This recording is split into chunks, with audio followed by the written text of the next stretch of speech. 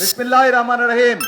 প্রিয় উপস্থিত, আজকের এই জনসভায় উপস্থিত মুরব্বীবর্গ, উপস্থিত মা বোনেরা, প্রিয় এলাকাবাসী ভাই বোনেরা এবং উপস্থিত আমার দলীয় নেতা কর্মী ভাইয়েরা, আসসালামু আলাইকুম।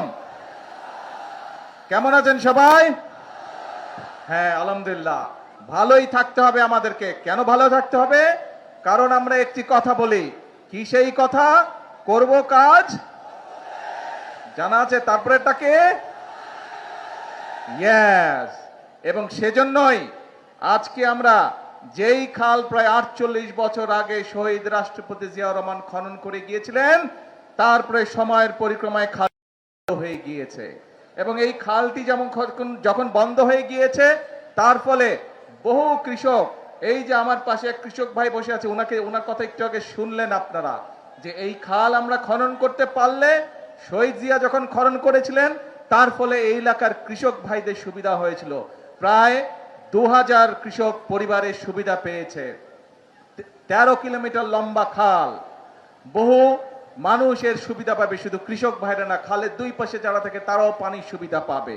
কাজেই এই খালটি খনন করতে হবে। এইরকম আমরা সারা বাংলাদেশে 20,000 কিলোমিটার খাল খনন করব ইনশাল্লাহ আগামী 5 বছরে। কারণ আমরা বাংলাদেশকে খাদ্যে স্বয়ংসম্পূর্ণ আছে, আমরা আরো খাদ্য উৎপাদন বৃদ্ধি করতে চাই বাংলাদেশের, যাতে খাদ্যের জন্য কোনো মানুষকে কষ্ট পেতে না হয়। আল্লাহ রাব্বুল আলামিন বাংলাদেশের মাটি এত উর্বর করে দিয়েছেন যে আমরা যদি সময় মতন পানি দিতে পারি, তাহলে আলহামদুলিল্লাহ আল্লাহর রহমতে এখানে ফসল পড়ে। ঠিক না কৃষক ভাই? পানি ঠিক মতন দিলেই ফসল ফলে। এখন প্রিয় ভাই বোনেরা, এই যে আমরা খাল খনন করব, এই কথাটি কবে বলেছিলাম বলেন তো?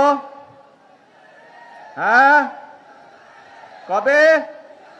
ইয়েস, নির্বাচনের আগে বলেছিলাম। কারণ আমরা জানি খাল খননের ভিতর দিয়ে কৃষক ভাইদের উপকার হবে। কৃষক ভাইদের উপকার হলে কৃষকরা ধীরে ধীরে স্বাবলম্বী হবে, এবং কৃষকরা স্বাবলম্বী হলে এই দেশের অর্থনীতি ধীরে ধীরে মজবুত হবে। এই দেশের অর্থনীতি মজবুত হলে এই দেশের মানুষের অর্থনীতি মজবুত হবে। প্রিয় ভাইরা, ভাই বোনেরা, আমরা শুধু খালের কথা বলিনি, খালের সাথে আমরা আরো কয়েকটি কথা বলেছিলাম। আজকে আপনাদের এখান থেকে আমি যাব চাঁদপুর সদরে, সেখানেও দুটি কর্মসূচি রয়েছে। তার মধ্যে একটি কি কর্মসূচি আছে যে জানেন না কে? হ্যাঁ, জানেন?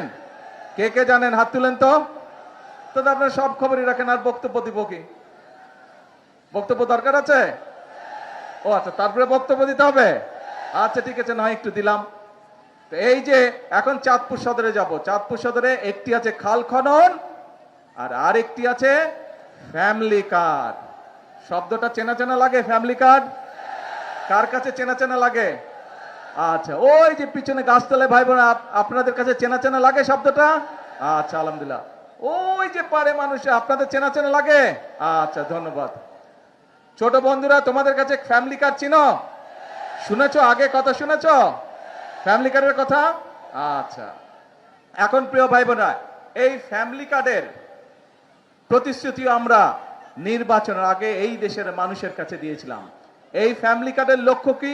এই যে আমাদের ছোট ছোট বোনেরা এখানে দাঁড়িয়ে আছে, দেশনেত্রী খালেদা জিয়া যখন দেশ পরিচালনার দায়িত্বে ছিলেন, তখন এই যে আজকে যারা শিশু এখানে দাঁড়িয়ে আছে, মেয়েরা যারা, নারীদের শিক্ষা ব্যবস্থা উনি ক্লাস 12 পর্যন্ত, ক্লাস 1 থেকে ক্লাস 12 পর্যন্ত উনি বিনামূল্যে করে দিয়েছিলেন।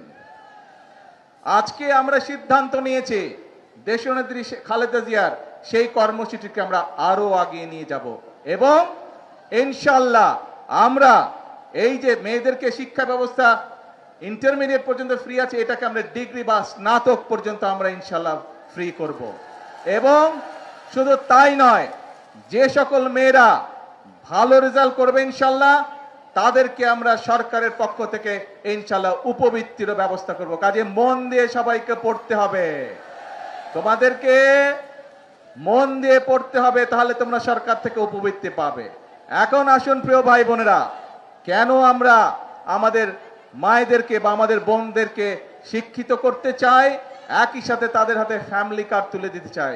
কারণ এই দেশের জনসংখ্যার অর্ধেক হচ্ছে নারী। আমরা যদি আমাদের প্রত্যাশিত বাংলাদেশকে গড়তে চাই, তাহলে এই নারীদেরকে যদি আমরা স্বাবলম্বী না করি, শিক্ষিত না করি, অর্থনৈতিকভাবে স্বাবলম্বিত না করি, তাহলে আমাদের এই দেশকে এগিয়ে নিয়ে যাওয়া সম্ভব না। এবং সেই জন্যই আমরা সিদ্ধান্ত নিয়েছিলাম, বাংলাদেশের মানুষের কাছে আমরা প্রতিশ্রুতি দিয়েছিলাম যে বিএনপি 12 তারিখের নির্বাচনে যদি আপনাদের সহযোগিতা, আল্লাহর রহমতে বাংলাদেশের জনগণের সমর্থনে সরকার গঠন করে, ইনশাল্লাহ আমরা দেশের 4 কোটি পরিবার রয়েছে, ধীরে ধীরে আমরা এই পরিবারের যারা মায়েরা আছে, গৃহিণীরা আছে, তাদেরকে আমরা ফ্যামিলি কার্ড এক এক করে পৌঁছে দিব। এবং সেই ফ্যামিলি কার্ডের মাধ্যমে আমরা 2,500 টাকা করে প্রতি মাসে আমরা মায়েদের হাতে তুলে দিব, যাতে করে সেই মায়েরা পরিবারের শিশুদের লেখাপড়া বলেন, স্বাস্থ্য বলেন, সবকিছু ঠিকভাবে যত্ন নিতে পারে। ধীরে ধীরে যাতে মায়েরা ছোট ছোট ব্যবসা বাণিজ্য করার মাধ্যমে স্বাবলম্বী হয়ে গড়ে উঠতে পারে। কারণ মা যদি শিক্ষিত হয়, পরিবার শিক্ষিত হয়। মা যদি স্বাবলম্বী হয়, একই সাথে পরিবারের সকল সদস্য ধীরে ধীরে স্বাবলম্বী হয়। প্রিয় ভাই বোনেরা, এই প্রতিশ্রুতি আমরা দিয়েছিলাম। আজকে আমার এখানে এই যে স্টেজের মধ্যে এক কৃষক ভাই বসে আছে, ওনার বক্তব্যে উনি কৃষক কার্ডের কথা বলেছে, শুনেছেন আপনারা? এই কৃষক কার্ডের কাজও কিন্তু খাল খননের কাজ যেমন আমরা শুরু করেছি, ফ্যামিলি কার্ডের কাজ যেমন আমরা শুরু করেছি, আল্লাহর রহমতে কৃষক কার্ডের কাজও আমরা ধীরে ধীরে শুরু করেছি। হতে পারে এখন পর্যন্ত কেউ বলতে পারে যে আপনারা তো অল্প দিয়েছেন। হ্যাঁ, আমরা কাজটি শুরু করেছি, সরকারের কাজ ধীরে ধীরে এগোয়। কারণ এই যে সামনে বাজেট আছে, এই বাজেটে আমরা ফ্যামিলি কার্ড এবং কৃষক কার্ডের জন্য অনেক বেশি বরাদ্দ রাখবো। কারণ বর্তমানে যেই বাজেট চলছে, এটি তো বিএনপি সরকারের বাজেট না, এটি বিএনপি সরকারের আগে যেই অন্তর্বর্তীকালীন সরকার ছিল তাদের করে যাওয়া বাজেট। এবং সেই বাজেটের মধ্যে ফ্যামিলি কার্ডের কোনো টাকা দেওয়া ছিল না, সেই বাজেটের মধ্যে কৃষক কার্ডের জন্য কোনো টাকা দেওয়া ছিল না। সেই জন্য ইনশাল্লাহ এবার আপনাদের সরকারের বিএনপি সরকার বাজেট তৈরি করছে এবং সেই বাজেটের মধ্যে ফ্যামিলি কার্ডের জন্য বরাদ্দ রাখা হবে, সেই কার্ডে কৃষক কার্ডের জন্য বরাদ্দ রাখা হবে কৃষক ভাইদের জন্য। আমরা চাই মায়েরা যেমন স্বাবলম্বী হবে, আমাদের দেশের কৃষক ভাইরাও স্বাবলম্বী হবে। সেই জন্য কৃষক কার্ডের মাধ্যমে প্রতি বছর যাতে কৃষক ভাইদের যে সার, কীটনাশক, যেসব বীজ, ফসলের বীজ, এগুলো কিনতে যেই টাকাটির প্রয়োজন, তার একটি অংশ আমরা সরকারের পক্ষ থেকে ফ্যামিলি কার্ডের মাধ্যমে কৃষক ভাইদের হাতে পৌঁছে দিব, যাতে করে তাদের জন্য সমস্যা না হয়। প্রিয় ভাই বোনেরা, কি আপনারা সবাই কৃষক? গুড। প্রিয় ভাই বোনেরা, এখানে টেকনিক্যাল কলেজের কথা বলা হয়েছে। এখানে টেকনিক্যাল কলেজের ডিমান্ড করেছে এমপি সাহেব, করেছে না একটু আগে? আপনাদেরই তো সন্তান, আপনাদেরই সন্তান, কিন্তু এই এলাকার সন্তানই, চাঁদপুরের সন্তানই হচ্ছে বাংলাদেশের শিক্ষামন্ত্রী। আপনাদের সামনে শিক্ষামন্ত্রীকে আমি এখনই বলে যাচ্ছি, যত দ্রুত সম্ভব সেই টেকনিক্যাল কলেজের ব্যাপারে যাতে ব্যবস্থা গ্রহণ করে।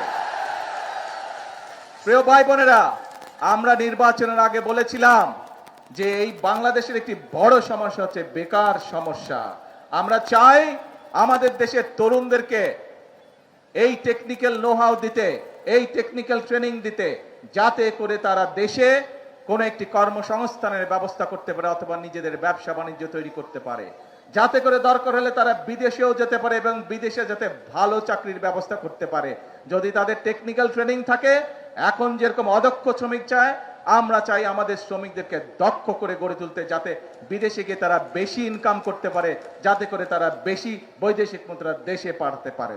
অর্থাৎ আমাদের লক্ষ্য একটাই, আমাদের উদ্দেশ্য একটাই, আমরা স্বপ্ন দেখতে চাই না, আমরা পরিকল্পনা গ্রহণ করতে চাই, যেই পরিকল্পনা বাস্তবায়িত হলে দেশের মানুষের উপকার হবে। আমরা পরিকল্পনা গ্রহণ করতে চাই, যেই পরিকল্পনা বাস্তবায়িত হলে দেশ সামনের দিকে এগিয়ে যাবে। আমরা পরিকল্পনা গ্রহণ করতে চাই, যেই পরিকল্পনা বাস্তবায়িত হলে দেশের মানুষের ভাগ্যের পরিবর্তন হবে। প্রিয় ভাই বোনেরা, এখন প্রিয় ভাই বোনেরা, এই যে কথাগুলো বললাম, এই যে পরিকল্পনার কথা বললাম, এই যে আমার লক্ষ্য উদ্দেশ্য আপনাদের সাথে বললাম, আপনারা কি এর সাথে একমত? কারা কারা একমত? কারা কারা একমত? হ্যাঁ, এদিকে? আচ্ছা, ধন্যবাদ। এবার বলেন তো কারা কারা একমত নন আমার সাথে? কেউ তো হাত তুলে না, তাহলে সবাই একমত। তাহলে এখন কিন্তু কাজ একটাই, কাজ একটাই, এই এলাকার 7টা তাজা প্রাণ ঝরে গিয়েছিল স্বৈরাচার বিরোধী আন্দোলনে। 7টা তাজা প্রাণ কেন ঝরে গিয়েছিল? সেই 7টা তাজা প্রাণ, তাদের দাবি ছিল বাংলাদেশের মানুষের গণতান্ত্রিক অধিকার প্রতিষ্ঠিত করা। তাদের দাবি ছিল এই দেশের মানুষের যে ভোটের অধিকারকে ছিনতাই করা হয়েছিল, সেই ভোটের অধিকারকে পুনঃপ্রতিষ্ঠিত করা। প্রিয় ভাই বোনেরা, বিএনপির 7টা প্রাণ ঝরে গিয়েছে বিগত স্বৈরাচার বিরোধী আন্দোলনে। এইভাবে সারা বাংলাদেশে শুধু বাংলাদেশ জাতীয়তাবাদী দল বিএনপির শত শত নেতাকর্মী তাদের জীবন আত্মহতি দিয়েছেন। শুধু জুলাই আগস্ট মাসে আমাদের সারা বাংলাদেশে প্রায় 450-র মতন নেতাকর্মী সেদিন খুন হয়েছিল প্রিয় ভাই বোনেরা, 1.5 মাসের আন্দোলনে। এখন প্রিয় ভাই বোনেরা, এই যে মানুষগুলো তাদের জীবন আত্মহতি দিয়েছে, তাদের এই রক্ত কি আমরা বৃথা যেতে দিতে পারি না।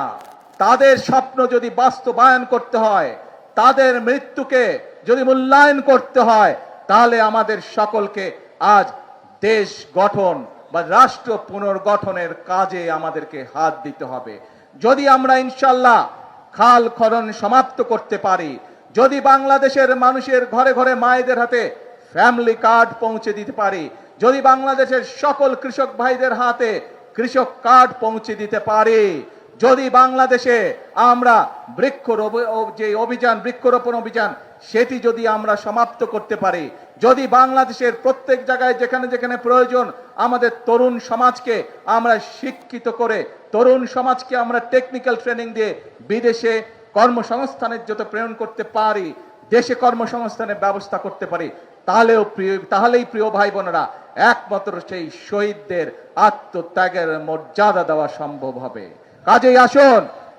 কাজেই আসুন এই আজকের এই খাল খনন অনুষ্ঠানে, এই যে খাল খনন অভিযান শুরু হলো আজকে, যেই অভিযান 48 বছর আগে শহীদ রাষ্ট্রপতি জিয়াউর রহমান শুরু করে দিয়ে গিয়েছিলেন, সেই খাল খনন এই অনুষ্ঠানে আসুন আমরা সকলে প্রতিজ্ঞা গ্রহণ করি। কি প্রতিজ্ঞা? প্রতিজ্ঞা একটাই, এই দেশকে সামনে এগিয়ে নিয়ে যেতে হবে। কি প্রতিজ্ঞা? প্রতিজ্ঞা একটাই, দেশের মানুষের ভাগ্যের পরিবর্তন করতে হবে। এবং আল্লাহ রাব্বুল আলামিন কোরআন শরীফে বলে দিয়েছেন, যে জাতি নিজেদেরকে সাহায্য করে আমি তাকে সাহায্য করি। প্রিয় ভাই বোনেরা, এই খাল যদি খনন না করি, কৃষক ভাইরা কি পানি পাবে না। কাজে খাল খনন করলে কৃষক ভাইরা পানি পাবে। ঠিক একইভাবে আমরা যদি কাজ করি, হাতে হাত মিলিয়ে কাজ করি, বাংলাদেশের 20 কোটি মানুষের 40 কোটি হাত, এই 40 কোটি হাত যদি নেমে আসে, এই 40 কোটি হাত যদি একসাথে কাজ করা ধরে, ইনশাআল্লাহ বাংলাদেশকে আমরা পৃথিবীর বুকে একটি মর্যাদাশীল রাষ্ট্রে পরিণত করতে সক্ষম হব। আজকের এই অনুষ্ঠানে, এই খাল কাটা অনুষ্ঠানে আসুন এটাই আমাদের প্রতিজ্ঞা হোক, এটাই আমাদের শপথ হোক যে আমরা করব কাজ সবার আগে। এটি হোক আমাদের প্রতিজ্ঞা। আছেন নাকি আমার সাথে? কারা কারা আছেন আমার সাথে দেশ গড়ার কাজে? আলহামদুলিল্লাহ। প্রিয় ভাই বোনেরা, আসুন আজকে থেকে আমাদের কাজ হবে একটাই, সেটা হচ্ছে দেশ গঠন, দেশ গড়া, রাষ্ট্র পুনর্গঠন। এটাই হোক আমাদের প্রতিজ্ঞা। আর আমরা যেরকম নির্বাচনের আগে জনগণের সামনে যে সকল প্রতিশ্রুতি দিয়েছি, ইনশাআল্লাহ অতীতে সব সময় দেখা গিয়েছে বিএনপি যে সকল প্রতিশ্রুতি জনগণকে দেয়, দেশের মানুষের সামনে দেয়, বিএনপি দেশ পরিচালনা করার সময় আস্তে আস্তে সবগুলো প্রতিশ্রুতি তারা বাস্তবায়নের চেষ্টা করে। কাজেই আমরা আমাদের প্রতিশ্রুতি বাস্তবায়ন করব। কিন্তু বিএনপির শক্তির উৎস কারা?